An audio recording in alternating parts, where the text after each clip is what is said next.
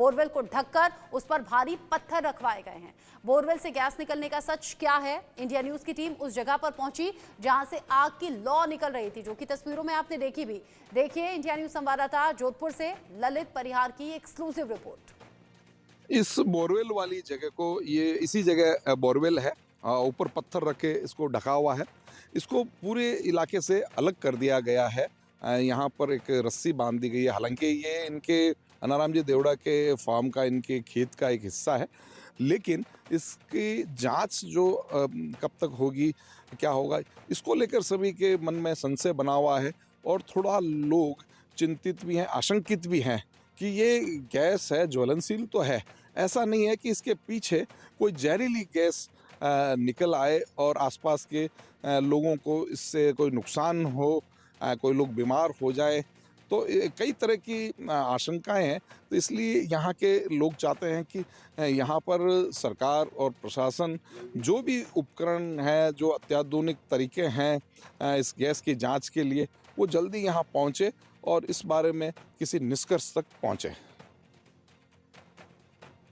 तो अभी भारी पत्थर के साथ उस बोरवेल को ढक दिया गया है। हालांकि कुछ दिन पहले रिपेयर यहां पर कराई गई थी। 26 साल पुराना ये बोरवेल है। कराया था पानी के लिए किसान ने, लेकिन पानी उससे निकला नहीं। 6 साल तक खुला पड़ा रहा और 20 साल पहले इसे बंद करा दिया गया था, ये सोचते हुए कि खुला बोरवेल किसी हादसे का शिकार लोगों को कर सकता है। ऐसे में उसे बंद किया गया। कुछ दिन पहले किसान ने सोचा कि एक बार फिर से देखते हैं, क्या पता इस बार पानी आ जाए, क्योंकि पानी की दिक्कत हो रही थी। कुछ दिन पहले जब इस बोरवेल को फिर से इसमें कोशिश की गई तो वहां अजीब सी गंध आने लगी, और जब गंध को महसूस किया गया और लोगों ने चेक करने की कोशिश की कि देखते हैं कहीं ये कोई ज्वलनशील गैस तो नहीं। तो देखिए कैसे गैस यहाँ पर जल उठी, यानी कि जो आग की लपटें हैं उससे समझ में आ रहा है कि गैस कैसे ज्वलनशील भी है और कैसे यहाँ पर लोगों के लिए बड़ा खतरा भी। प्रशासनिक अधिकारी, साइंटिस्ट मौके पर पहुंचे और अभी 200 मीटर का जो एरिया है आसपास, लोगों को जाने के लिए मना किया गया है। एहतियातन लोगों को वहां जाने से रोका गया है। ये उस वक्त की तस्वीर आप देख रहे हैं जब यहाँ पर गैस निकल रही थी और यहाँ आग की लपटें उठ रही थी। अभी वहां पत्थर लगाया गया है और पत्थर के साथ में वहां उसे ढक दिया गया।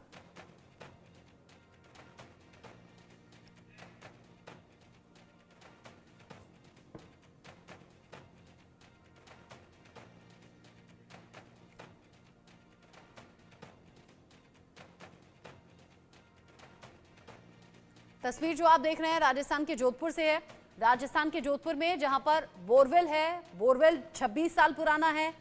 20 साल पहले इसे ढक दिया गया था।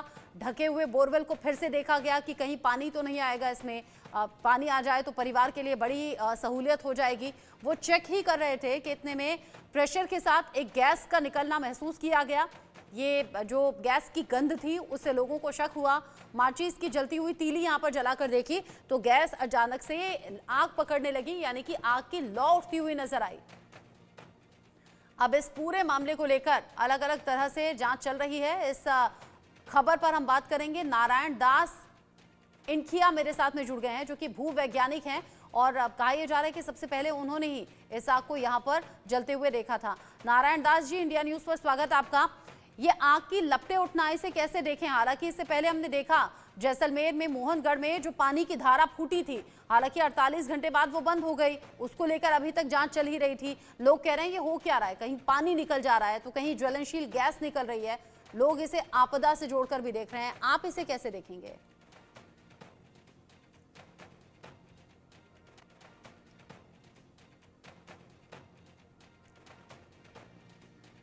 नारायण दास जी, आवाज आ रही है आपको?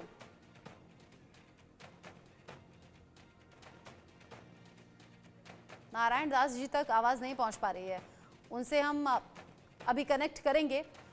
नारायण दास जी को लेकर दावा यह है कि सबसे पहले उन्होंने इस गैस को निकलते हुए देखा और चूंकि वो भूजल वैज्ञानिक भी हैं तो उनसे हम जानने समझने की कोशिश करेंगे कि ये गैस कैसी हो सकती है और धरती में कई फीट नीचे इस तरह की गैस का बनने का मतलब है क्या। अब प्रेशर के साथ में ये गैस निकल रही है, गैस आग भी पकड़ रही है और आग पकड़ने के बाद में लोगों के लिए खतरा भी जाहिर सी बात है बनी हुई है, क्योंकि कई बार लोग बीड़ी सिगरेट भी पीते हैं, हुक्का भी पीते हैं आसपास गांव के लोग, और वहां अगर इस तरह की ज्वलनशील गैस होगी तो बड़े हादसे यहां पर हो सकते हैं। जोधपुर में बोरवेल से ये गैस निकल रही है और गैस आग पकड़ रही है, ये बड़ी चिंता की खबर है। और ऐसे में जो प्रशासनिक अधिकारी हैं वो इस पर नजर बनाए हुए हैं और कई वैज्ञानिकों को भी लेकर यहाँ पर पहुंचा गया है ताकि इस गैस के बारे में पता लगाया जा सके। अभी फिलहाल लोगों से एहतियातन ये कहा गया है कि यहाँ पर आपको इकट्ठा नहीं होना है, यानी कि यहाँ पर जाना नहीं है क्योंकि बड़ा खतरा बना हुआ है।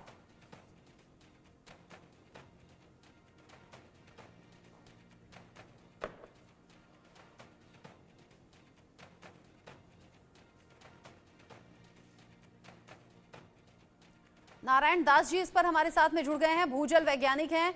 नारायण दास जी, राजस्थान में जो अलग अलग घटनाएं हो रही हैं लोगों को बड़े संशय के घेरे में ला रही हैं।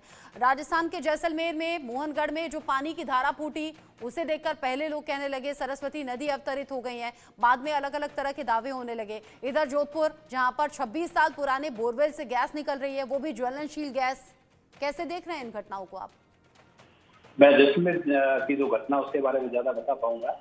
जोधपुर में दूसरी भी नहीं है। तो मैं जैसलमेर के मोहनगढ़ की बाहला ग्राम पंचायत के 27 पीढ़ी जो के नलकूप पर जो घटना हुई थी, वो एक हमारे लिए, अगर हम हाइड्रोलॉजिस्ट के हिसाब से बात करें तो बहुत ही एक सामान्य घटना थी। जैसलमेर जिले के अंदर जो भूजल मिलता है वो कन्फाइंड कंडीशन में मिलता है, यानी दबा हुआ मिलता है।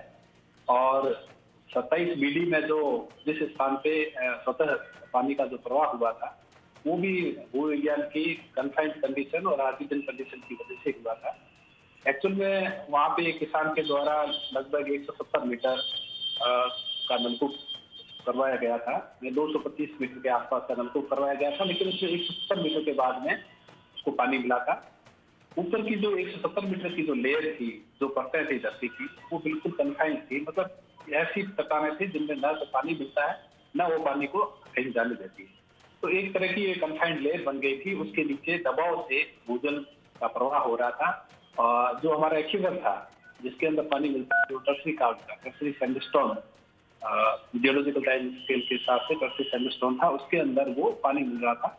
जैसे ही किसान ने ड्रिल करते हुए उस एक्विफर सिस्टम तक पहुंचा और उसके बाद ऐसा लगता है कि उसने न केवल हमारे एक्विफर के जो उस एक्विफर में भी दो तरह की लहरें होती है, मतलब लेयरिंग होती है। पहले सैंडस्टोन मिलता है, फिर वापस जो ऐसी लेयर आ जाती है जिसमें पानी नहीं मिलता है, तो उसने उसको भी पंक्चर कर दिया। उसकी वजह से ऐसा हुआ कि दबाव के साथ में पानी ऊपर की तरफ प्रभावित होना शुरू हो गया। और ये जो घटना है, मैंने पहले भी कहा था कि हमारे लिए बहुत कुछ सामान्य घटना है, क्योंकि जैसलमेर जिले के अंदर पहले भी इस पंचायत समिति मोहनगढ़ में, नाथना में इस तरह के नलकूप बन चुके जिसमें अपने आप ही ऑटो फ्लो होकर के पानी बह रहा था। यहाँ पे जरूर थोड़ा विस्मयकारी या हम कहते हैं हमारे लिए थोड़ा सा नया यूं हो गया कि यहाँ पे बहुत बड़ी मात्रा में पानी ऐसे बहने लगा कि लोग वहाँ पे इफेक्ट होने के आने शुरू हो गए। तो जियोलॉजिकली ये तो एक सामान्य घटना थी, लेकिन जिस गति से पानी का प्रवाह हुआ था वो वास्तव में ही थोड़ा चिंताजनक था, जिसके लिए हमें काफी प्रयास करने लग पड़े थे। अच्छा, जिस तरीके से 48 घंटे बाद पानी का निकलना बंद हो गया और जितने प्रेशर के साथ में पानी निकला है, क्या ये पानी का प्रेशर था या फिर पानी के साथ कुछ गैस भी हो सकती है? क्योंकि छत्तीसगढ़ के सूरजपुर से एक तस्वीर सामने आई थी जहां बोरवेल से गैस भी निकल रही थी और पानी भी निकल रहा था, यानी कि वहां आग भी जल रही थी और पानी की धाराएं भी निकल रही थी। तो यहाँ जैसलमेर में हुई इस घटना को आप कैसे देख रहे हैं? और कुछ लोग दावा ये भी कर रहे हैं कि 60 लाख साल पुराना ये पानी था। बिल्कुल, जो मोहनगढ़ वाली घटना है, मैं अगर बात मेरी तरफ से करूं, मेरे जो विज्ञान की तरफ से हाइड्रोलॉजी के हिसाब से बात करूं, तो बिल्कुल ये कन्फाइंड एक्विफर था और केवल पानी का जो दबाव था उसकी वजह से पानी बाहर प्रभावित हो रहा था। लेकिन वहाँ पे ओएनजीसी के जो साइंटिस्ट आए थे उनके पास में गैस इंडिकेटर थे, तो उन्होंने गैस भी रिपोर्ट की, लेकिन ये कहना कि गैस के प्रवाह की, गैस के दबाव की वजह से पानी बाहर आ रहा था, उस चीज को हम लोग थोड़ा नकार इसलिए लिए हैं क्योंकि हमारा खुद का जो एक्विफर सिस्टम में इतना पावर था, उसको जो हमारा हाइड्रोजियोलॉजिकल जो वहाँ का वाटर लेवल था, हाइड्रोस्टेटिक प्रेशर था, उसको मेंटेन करने की कोशिश कर रहा था। तो मैंने जब फर्स्ट दिन जब ये घटना हुई, लोग चिंतित हो रहे थे, मैंने कहा था ये एक सामान्य प्रक्रिया है, प्रकृति का फिनोमिना है, प्रकृति अपने आप इसको बैलेंस करेगी। नेचुरली हो सकता है इसमें 2-4 दिन लग जाए, 10 दिन लग जाए, लेकिन ये अपने आप ही किसी तरह से जाकर अपने आप, और हुआ ये कि 2 दिन बाद में वो जाकर के अपने आप ही वाटर लेवल मेंटेन हो गया। अब धीरे धीरे अभी 2 मीटर पे वाटर लेवल है, जो यहाँ का जो वाटर जल स्तर है वो करीब 15-20 फीट के आसपास में। तो हम लोग एक्सपेक्ट कर रहे हैं कि बहुत दिनों बाद में, थोड़े दिनों बाद में ये वापस उसी स्तर पे आकर के हो जाएगा। जिस तरीके से ये घटना सामने आ रही है, और अगर मैं कहूं कि एक ही साथ अलग अलग तरह की घटनाएं सामने आ रही हैं, हालांकि आप जैसलमेर वाली घटना पर बोलना चाहते हैं और आपने उस घटना को देखा है, लेकिन राजस्थान में इस तरह की घटना होना, फिर छत्तीसगढ़ में इस तरह की घटना सामने आना, कहीं गैस निकलना, कहीं पानी निकलना, कहीं गैस और पानी का दोनों का साथ में निकलना, ये घटनाएं एक साथ एक वक्त पर हो रही हैं, ये किसी अनहोनी का अंदेशा तो नहीं है? नहीं, इसको अनहोनी तो नहीं कहते, ये प्रकृति है, इसके परिवर्तन होते रहते हैं। हम लोग जियोलॉजी के हिसाब से बात करें तो ये मतलब हम खुद जो हमारा दक्कन प्लेट है ऑस्ट्रेलिया से टूट करके आया हुआ है, सॉरी अफ्रीका से टूट करके मूवमेंट करके आया हुआ है, तो ये घटनाएं चलती रहती है और ये इतनी नई गति से और इतनी कम स्केल पे होती है जो हम लोग नोटिस नहीं कर पाते। तो प्रकृति के अंदर अगर मैं भूजल इसकी बात करूँ, जियोलॉजी की बात करूँ, भू सतह की बात करूँ, तो इसमें परिवर्तन होते रहते हैं। तो नेचुरल है, अंदर कई तरह की घटनाएं होती है, वो नोटिस नहीं कर पाते, तो कुछ ऐसी प्रक्रिया अंदर चल रही होगी जिसकी वजह से इस तरह के परिवर्तन हो रहे हैं। अनहोनी तो यूं हो सकती है कि हम लोग अगर उसको अच्छी तरह से मॉनिटर नहीं करें, कोई किसी तरह की कैजुअलिटी हो जाए तो उसको हम अनहोनी कहते हैं, लेकिन प्रकृति अपना काम कर रही है कुल मिलाकर। यानी जैसलमेर में मोहनगढ़ में जो पानी निकलना शुरू हुआ वो प्राकृतिक तौर पर था, हालांकि वहां पर बोरवेल की खुदाई चल रही थी। आपने कहा जमीन के नीचे कुछ ऐसे प्रतिक्रियाएं होती हैं कि कभी पानी निकलेगा या फिर कभी गैस निकलेगा, इसे आप विज्ञान से जोड़कर देख रहे हैं, लेकिन अगर वहां बोरवेल की खुदाई नहीं होगी, यानी कि अपनी तरफ से अगर इंसान कोई एफर्ट नहीं करेगा, तो इस तरह की चीजें भी सामने नहीं आएंगी, और अगर सामने आ रही हैं तो फिर वहां किस तरीके के एहतियात बरतने की जरूरत है? देखिए, कुछ चीजें ऐसी होती है जो मानव निर्मित ही होती है। यहाँ पे जो है एक्यूपर सिस्टम तो पहले भी था, ऐसी बात नहीं कि आज वहाँ क्रिएट हुआ है, कई सालों से वहाँ पे है, पानी है। अब उस क्षेत्र के अंदर किसानों ने जैसे मशीनरी उपलब्ध हुई, पहले हमारे यहाँ संसाधन भी नहीं थे, तो डीप ड्रिलिंग वाले मशीनें लिए, तो लोग देखते हैं कि अच्छा पानी मिल जाए, थोड़ा ज्यादा पानी मिल जाए, तो वो उस चीज के लिए प्रयासरत रहते हैं। अब एहतियात क्या बरतनी है, तो आम आदमी के लिए सबसे बड़ी बात है, इस तरह की अगर कोई गतिविधि करते हैं तो हम लोग बैठे हैं, कंसल्टेंट बैठे हैं, अगर सरकारी आदमी से अगर उन्हें कांटेक्ट कर सकते हैं तो और भी कंसल्टेंट प्राइवेट लोग बैठे हैं, उनसे पता तो करें कि मुझे किस डेप्थ तक ड्रिलिंग करनी है। साथ ही राज्य सरकार के द्वारा, भारत सरकार के द्वारा ऐसी गाइडलाइन भी जारी कर रखी है, इनको फॉलो करके ही ट्यूबवेल ड्रिलिंग है या कोई भी एक्टिविटी तो करते, उनको अगर नियम नहीं मानेंगे इस तरह की घटनाएं होती रहती, होने की संभावना भी बनी रहती है। लेकिन वो एक आदमी तो कुछ कर लेता है, लेकिन कितने लोगों के जीवन को मतलब सांसत में डाल देता है, ये बड़ी सोचने वाली बात है। अब इस घटना के बाद के मतलब हम पूरा हमारा एडमिनिस्ट्रेटिव सिस्टम था उधर प्राइवेट हो गया, चाहे जोधपुर की घटना हो, चाहे आप उधर की बात करें, चाहे किसी बोरवेल में बच्चे की गिरने की बात हो, बेवकूफी एक आदमी की होती है, लेकिन नुकसान पूरी मतलब मानव प्रजाति को उठाने की जैसे नौबत आती है। तो हमें एहतियात रखनी चाहिए, अगर इस तरह की गतिविधियां होनी चाहिए तो थोड़ा किसी से कंसल्ट कर ले, बात कर ले कि मुझे क्या करना चाहिए, क्या नहीं करना चाहिए। सुरक्षा उपाय जो बहुत जरूरी है, मतलब कई चीजें हैं जो आदमी को अब ध्यान रखना। अब एक बात बताइए कि चलिए पानी से तो फिर भी इंसान संभल जाएगा कि पानी निकल रहा है तो पानी से दूर रहना है, लेकिन गैस तो कई बार लोगों को महसूस नहीं होती, कई लोगों को वो सूंघ आ जाती है कि हाँ कुछ तो गंध है गैस की, कई लोग तो उसे एहसास नहीं कर पाते। अब जो जोधपुर की घटना है जहाँ पर गैस निकल रही है और वो गैस ज्वलनशील भी है, तो इस तरह की घटनाएं तो फिर हादसे में तब्दील हो सकती हैं, वहाँ क्या एहतियात बरतें?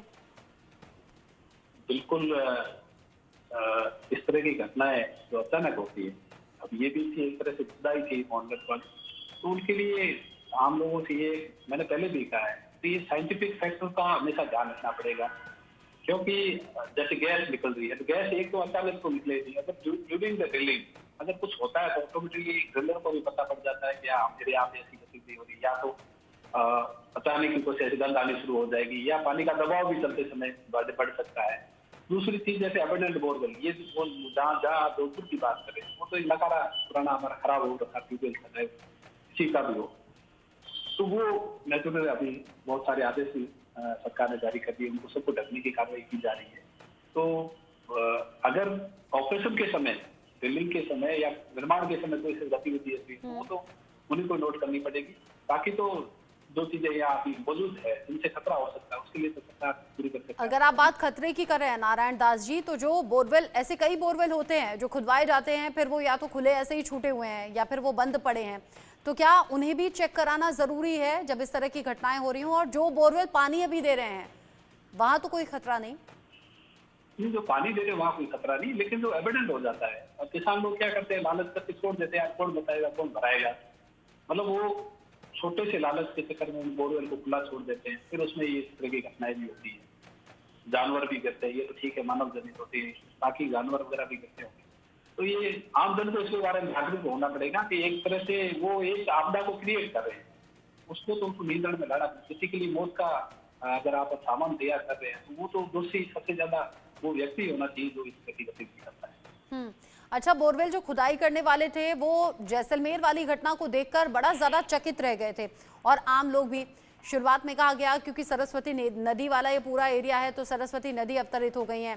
फिर कुछ लोग इसे पेट्रोल डीजल से जोड़कर देखने लगे। कुछ लोग कहने लगे कि ये 60 लाख साल पुराना पानी है। कुछ लोग कहने लगे कि यहाँ पर पत्थरों का कुछ संरक्षण है, उसके बीच से पानी फूट आया है। आपकी इन्वेस्टिगेशन क्या कहती है? आपने जितने पॉइंट गिराए वो सब जैसलमेर जिले के लिए सुटेबल है। सब चीजें यहाँ पे जैसलमेर जिले के अंदर मौजूद है। सरस्वती नदी की बात करें उसका भी ट्रैक यहाँ पे है हमारे यहाँ पे। मैं नदी का नाम नहीं दे रहा हूँ, लेकिन जो पूरा जल प्रवाह है वो सरस्वती नदी भी हो सकती है, कोई और भी हो सकती है। उसके प्रमाण भी हमारे यहाँ जैसलमेर के अंदर है, एरिया लेवल है। जिस स्थान पे ये घटना हुई थी उसके आसपास में भी वैल्यू चैनल रिपोर्टेड है, ऐसी मैं नहीं कह रहा हूँ नहीं है, लेकिन जिस पानी को सरस्वती नदी का बताया जा रहा है वो पानी सरस्वती नदी का नहीं, क्योंकि लगता ही हमारा पाकिस्तान का बॉर्डर है जहाँ बिल्कुल चल रही है। सरस्वती उसके बाहर सारे चला करती थी, नो डाउट कोई वैल्यू चैनल वहां से भी बात में गुजर रहा होगा। पत्थरों की बात है तो मैंने पहले ही बताया कि यहाँ पे नीचे ऐसी संरचना है, हाइड्रोजियोलॉजिकल कंडीशन ऐसी है जहाँ पे पत्थरों की अलग अलग तरह की ले रहे हैं। हमारे यहाँ पे फोसिल्स मिलते हैं, खूब सारे मेराइन फोसिल्स मिलते हैं, समुद्र भी यहाँ उसके भी प्रमाण खूब सारे मिलते हैं। तो प्राकृतिक रूप से जैसलमेर में ऐसी घटनाएं होना कोई बड़ी बात नहीं, होती रहती है और बहुत समृद्ध जिला हर तरीके से। तो अगर ये जिन चीजों को अगर हम वैज्ञानिक तरीके से देखें बहुत सारी संभावनाएं। ठीक है, शुक्रिया आपका नारायण दास जी, इंडिया न्यूज़ के साथ जुड़ने के लिए और ये बताने के लिए कि आपका अनुभव क्या कहता है। अलग अलग घटनाएं हो रही हैं, लोगों को बड़ा संशय में डाल रही हैं। बहुत शुक्रिया। तो जैसलमेर में निकला पानी, उधर जोधपुर में गैस निकल रही है और लोगों को बड़ा चकित कर रही है। भूवैज्ञानिक इस पर जांच कर रहे हैं, साइंटिस्ट बुलाए जा रहे हैं, अधिकारी कह रहे हैं जहां जहां इस तरह की घटनाएं हो रही हैं वहां से निश्चित दूरी लोग बनाकर रखें, सावधान रहें। एक छोटा सा ब्रेक यहाँ पर ले रहे हैं, लौटेंगे। 1 साल पहले